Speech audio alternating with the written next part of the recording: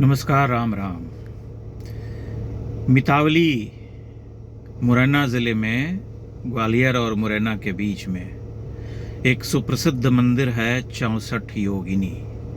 उस मंदिर के बारे में मैंने पहले भी कई बार बताया है और उसके ऊपर मेरी एक डॉक्यूमेंट्री भी है। 64 योगिनी मंदिर को अभी अभी बीते दिनों ही 2-3 दिनों पहले ही विश्व धरोहर की अस्थायी सूची में शामिल किया गया है। यानी आने वाले दिनों में वह विश्व धरोहर की स्थायी सूची में भी शामिल हो जाएगा। 64 योगिनी का जो वृत्ताकार मंदिर है, जो कि मितावली गांव ग्वालियर से करीब 35-40 किलोमीटर दूर पड़ता है, एक पहाड़ी के ऊपर है और वह उत्तर मध्यकालीन मंदिर माना जाता है। यानी 12वीं-13वीं शताब्दी में बना है। वो कच्छप घात वंश के राजाओं ने उसका निर्माण करवाया था। वह एक अनूठा और विलक्षण मंदिर है। यूं तो 64 योगिनी के बहुत सारे मंदिर इस देश में हुआ करते थे पहले, अब बहुत कम बचे हैं, जिनमें से एक तो ये मितावली वाला मंदिर है जो कि मुरैना ज़िले में पड़ता है, मध्य प्रदेश के अंतर्गत हुआ। एक और मध्य प्रदेश में ही है 64 योगिनी का मंदिर, बहुत ही मिलता जुलता संरचना में भी, स्वरूप में भी और अपने उद्देश्य में भी। वह है जबलपुर में। तीसरा जो मंदिर है वो हीरापुर उड़ीसा में है और चौथा एक नरेना राजस्थान में है। और खजुराहो में भी 64 योगिनी का मंदिर हुआ करता था, जो कि अब बहुत ही क्षत विक्षत अवस्था में है। लेकिन यह जो मंदिर है मितावली वाला, यह तब भी ठीक स्थिति में है। बाहरी रूप इसका इंटैक्ट है, बिल्कुल सुरक्षित, जिसे हम कहते हैं संरक्षित है। भीतर जो 64 कक्ष हुआ करते थे उसमें कुछ एक खंडन मिलता है और जो वहाँ प्रतिमाएं विराजित थी योगिनियों की, वो प्रतिमाएं अब नहीं हैं। धूल धूसरित शिवलिंग है। उसके मध्य में एक गोलाकार और मंदिर है जहां भगवान शिव प्रतिष्ठित हैं शिवलिंग रूप में। उसे एक तारसो महादेव मंदिर भी कहते हैं।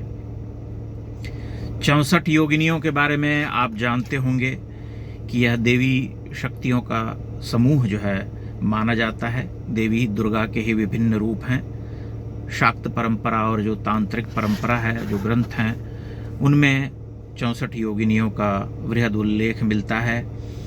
और 64 योगिनी यानी एक ऐसी स्त्री, ऐसी देवी जो सिद्धि प्राप्त है, दिव्य शक्ति से युक्त है। देवी पार्वती के अंगों से उत्पन्न मानी जाती हैं ये योगिनियाँ और असाधारण सिद्धि प्राप्त होती हैं। तांत्रिकों और साधकों की रक्षक मानी जाती हैं। यह एक छोटा सा आउटलाइन है जो कि मैंने आप सबके समक्ष रखा। आज भी आप मितावली जाएंगे तो वहाँ पर आपको यज्ञ और तंत्र साधना के चिन्ह मिलेंगे। बहुत सारे लोग वहाँ आज भी जो है तंत्र साधना करते हैं। वहाँ कई बार मैंने देखा है कि नवान्न या राख आदि बिखरी हुई है। 64 योगिनी मंदिर जो है उस क्षेत्र में, चूंकि आक्रमणकारियों ने बहुत बड़ी संख्या में मंदिरों का ध्वंस किया, इसलिए उसका बचा रह जाना एक चमत्कार, एक अविश्वसनीय सी घटना मालूम पड़ती है।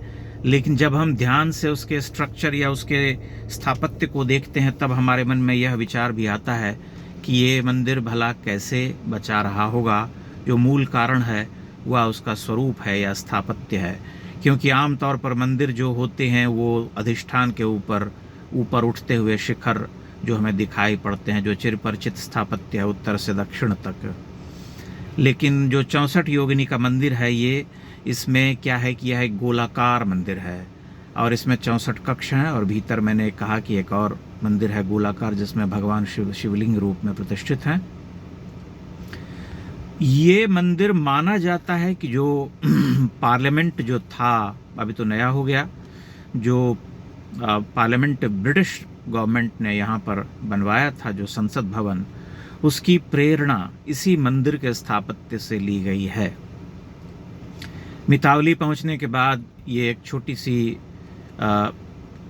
पर्वत माला है, उसके ऊपर स्थित है, जहाँ ऊपर जाने के लिए करीब 65-70 ऊंची ऊंची सीढ़ियाँ हैं पत्थरों की बनी हुई, उन पर चढ़ना पड़ता है और तब आप ऊपर पहुँचते हैं। और चूंकि ये मंदिर सुरक्षित रह गया है आक्रमणकारियों से इसलिए इसे देखने का जो आनंद है, अनुभव है, वह अनूठा है, बहुत ही विरल है। मैं इस मंदिर में 3 बार जा चुका हूँ और मैंने तीनों बार बहुत ही अलग अलग अनुभव किया। एक बार जब मैं गया था तो मध्य दोपहरी में गया था, मतलब कहा जा सकता है कि संध्या वेला, क्योंकि 3 बज गए थे, लेकिन उस समय पूरा सन्नाटा था और मैं वहाँ अकेला खड़ा था उस पूरे मंदिर परिसर में। मैं समझता हूँ कि यह जो क्षेत्र है चंबल और बुंदेलखंड का, वह बार बार भ्रमण करने वाला क्षेत्र है, परित्यक्त और उपेक्षित क्षेत्र रहा है।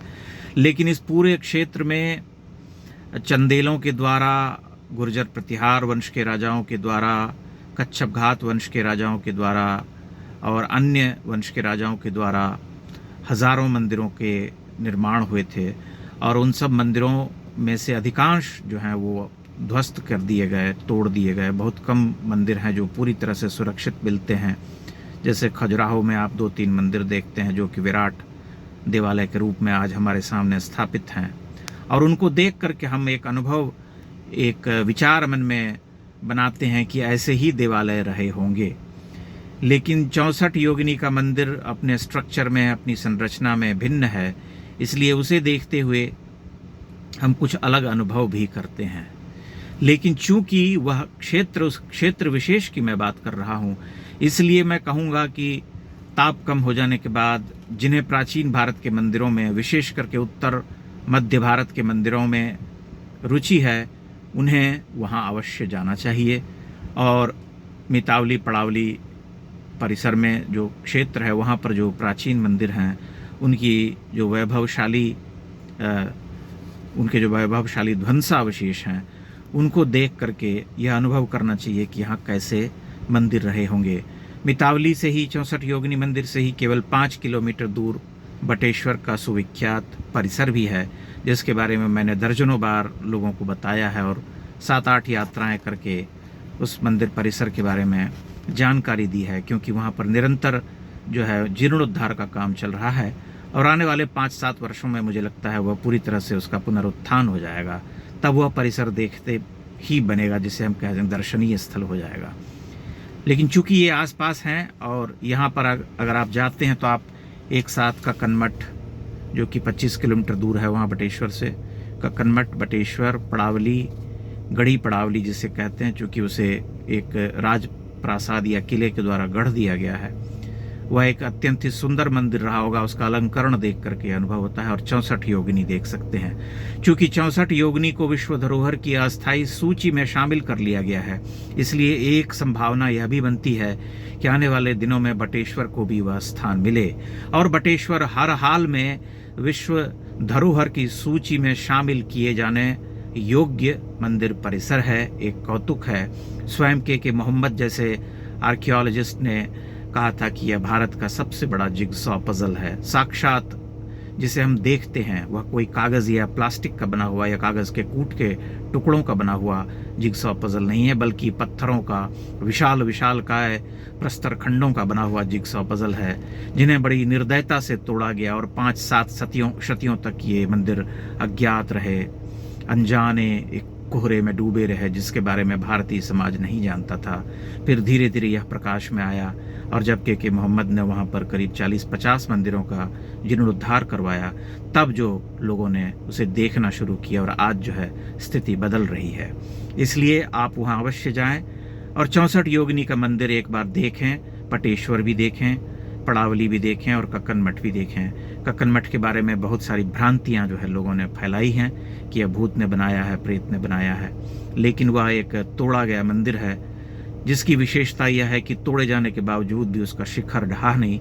लस्तम पस्त जो है वहाँ पर चट्टानें आड़ी तिरछी लटकी हुई हैं, ऐसा लगता है कि आपके सिर पर गिर पड़ेंगी, लेकिन ऐसा वे गिरती नहीं हैं। एक कौतुक की तरह आप उन्हें देखते हैं। और मैं यह भी मानता हूँ कि जो कक्कन मठ का मंदिर है वह मूल संरचना में खजुराहो के महान देवालयों के समकक्ष रहा होगा। दुर्भाग्यवश वह अत्यंत ही विरूपित हो चुका है। अब उसका जो वर्तमान स्वरूप है वह नष्ट प्राय है, इसलिए हम उसके वैभव को, उसके मूल स्वरूप को तो नहीं देख पाते, केवल अनुमान लगा पाते हैं कि वह मंदिर कैसा रहा होगा। तो इस क्षेत्र में भ्रमण कीजिए। यह एक आह्लादकारी समाचार है कि 64 योगिनी मंदिर जो है अब वह विश्व धरोहर की अस्थायी सूची में आ गया है। निकट भविष्य में वह अस्थायी सूची में भी आ जाएगा और इसी तरह से बटेश्वर का मार्ग भी प्रशस्त होगा, ऐसा मेरा मानना है। बहुत बहुत धन्यवाद।